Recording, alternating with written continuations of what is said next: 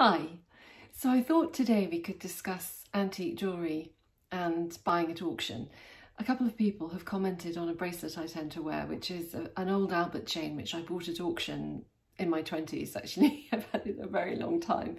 But these pieces just don't seem to date, and they are very reasonably priced when you compare them with designer jewellery. And with the price of gold having gone through the roof, and diamonds actually have gone through the roof as well in recent years, probably over the last 10 years. But in particular, they've taken a hike during the last 2 years as COVID took a hold, because people always retreat to safety in times of crisis, and gold always maintains its value, as do diamonds. Interestingly, even De Beers is now making lab-grown diamonds because of the increasing difficulty of finding diamonds in the rough, in their natural state. Anyway, so I hope that's an interesting topic, and if you think so, please stay tuned.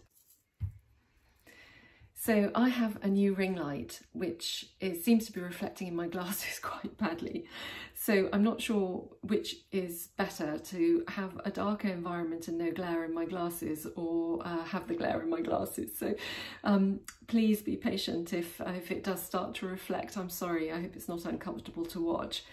Anyway, I'll press on and improve it over time, hopefully. But I thought I would start with my oldest pieces. So these are the oldest pieces of jewellery that I own. It's a pair of Regency earrings. So that's Georgian Regency, made in about 1820 to 1825. So they're 200 years old now, which is just amazing that they're still together, I think.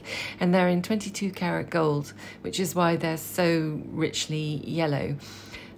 I bought them at auction for £350 about 10 years ago, and then there would have been commission on top of that, which was then about 15%, but now can be anything up to 30%.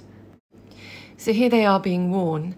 They're 6 centimetres long, so they make quite a statement, and I tend to wear them in the summer most because they're so soft and feminine. So here's a close-up, and you can see it's a mother and child in a neoclassical setting with temple and shells. So next up is the rose gold Albert chain that a number of people had commented on. It's a 9 karat gold Victorian Albert chain, and so not the highest of quality, but because it's in rose gold it's more unusual, I guess. It's only hallmarked on the T-bar here. So the T-bar would have fitted into the buttonhole there, and then the watch into the pocket, hence the term pocket watch. It is a modified Albert chain. It hasn't got its original clasp on the end. It's got a modified clasp.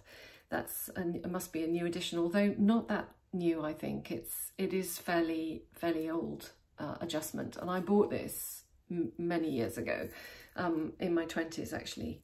But this is a very easy bracelet to use, and it just goes on, and I think does produce quite a classic style, and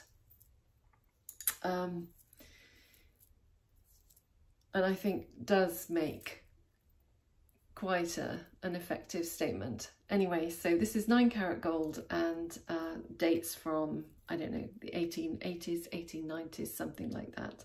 It goes with quite a few of the things that I have, including my Hermes click-clack bracelets and stuff like that, because they're all in rose gold. Interestingly, this here is also an antique Victorian bracelet. It's a station bracelet, so the idea is quite an old one. This is 18 karat gold and pearls, and I've had this for absolutely ages. I also have another Albert chain which actually belonged to my great-grandfather, and this is a much higher quality one. It's a lot heavier for a start. It has a bloodstone fob on the end. This is in 18 karat gold, and every single, you're probably not going to be able to see, but every single link is hallmarked, and that's a really good thing to look out for. So if you are thinking of going to auction to buy jewellery, invest in a loop. They really are worth it, and you'll be able to confirm many of the things that the auctioneer has told you. And through the loop, for example, you can see that every single link in this chain is hallmarked. This has the original dog chain clasp on the end of it, which I do have the one for the rose gold bracelet actually. I just couldn't find it when I was looking through my jewellery to put this together for you. So this also goes on the wrist. I really enjoy wearing this, but I don't wear it very often because I would hate anything to happen to it because it means such a lot. It belongs to a full hunter watch, which we have. Now this dates from 1900. If you compare the gold weight to what you would get in a designer bangle, there's no comparison. So the intrinsic value in something like this is really quite extraordinary. And what amazes me also about gold is that gold is not made on the earth or formed on the earth. The only place that gold and other heavy elements like platinum, for example, are formed in our universe is in the heart of a dying star. It takes a supernova explosion to release these heavy elements into the universe so that they can become a part of a planet during its formation. I find that incredible. So when you look at the ring on your finger, you are actually wearing stardust.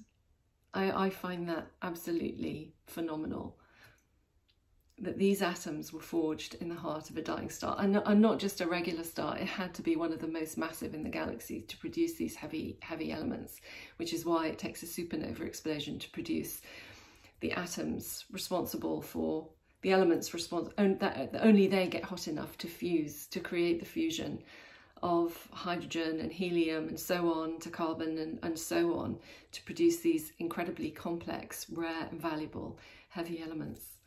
Diamonds, of course, are created on Earth from carbon through geological forces like the other gemstones, but the metals came from stars.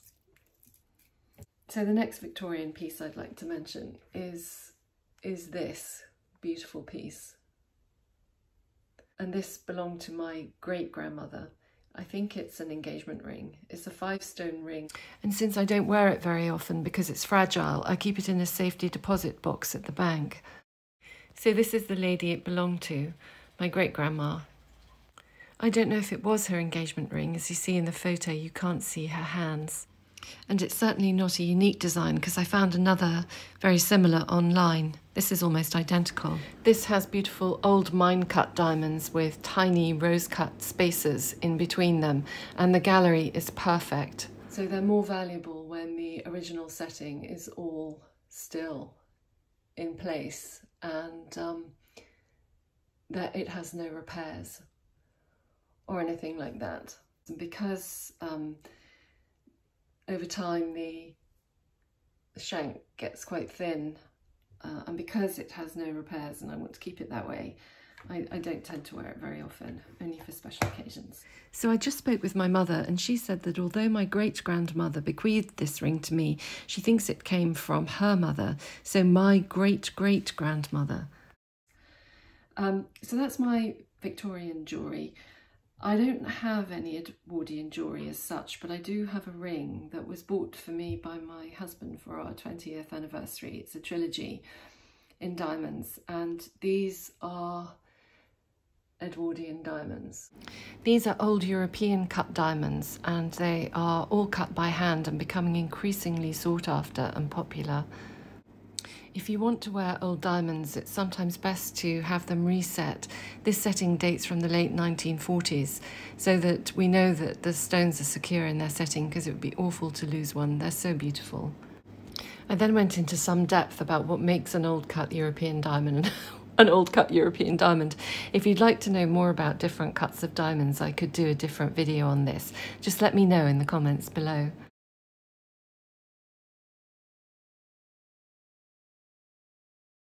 Next in time would be this bangle, which is from 1920, and it's just a silver bangle, and I absolutely love it.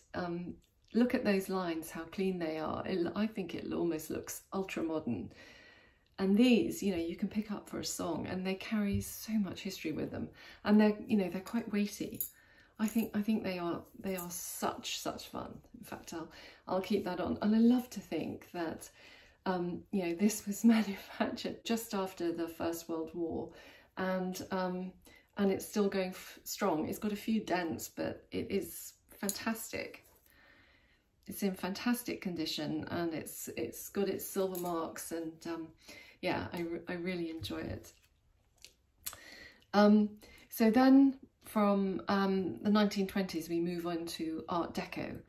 I love Art Deco rings, I really do. I don't actually have an original Art Deco ring, I just have an Art Deco style ring, which is very similar to the first ring on the left you just saw, and you can still pick these up at auction for £1,500, and that's all in, including commission. So this is an emerald cut emerald set in high quality diamonds, various cuts, brilliants and baguettes, and all of that is set in platinum, so you know it's nice and strong. And as I said, this is a modern ring. The next piece I'm going to show is another deposit box item, and I've had them out because of Christmas and special occasions. It's similar to this and was given by my grandfather to my grandmother in the 1930s. And this is the last piece I'm going to show in terms of antique jewellery. This is the clip brooch. I haven't got it on the, it fits like that, and it could be worn as a brooch, but then it breaks apart, and I have worn these for very special occasions because it looks fantastic. If you have a dress,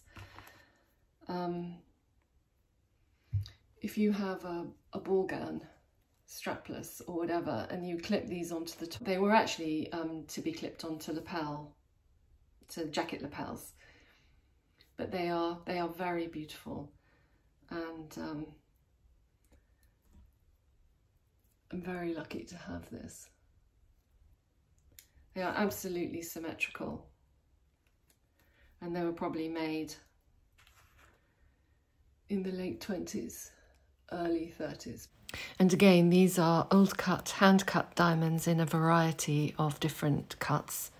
So that was a really quick run through my antique jewellery, and I hope you enjoyed it. As I say, buying at auction is a no-brainer for me, and you need to go to a reputable auction house, one that really knows their stuff, the one that is able to tell you the grade of the diamonds you're buying, the colour of the diamonds you're buying, obviously the carat weight, and it's up to you to decide if the price is all right. But I think with the way that prices are heading, auction is a very useful option. Auction itself, though, is getting more competitive because more and more people are going there as retail prices skyrocket. So auction prices, in some cases, can almost equal retail prices.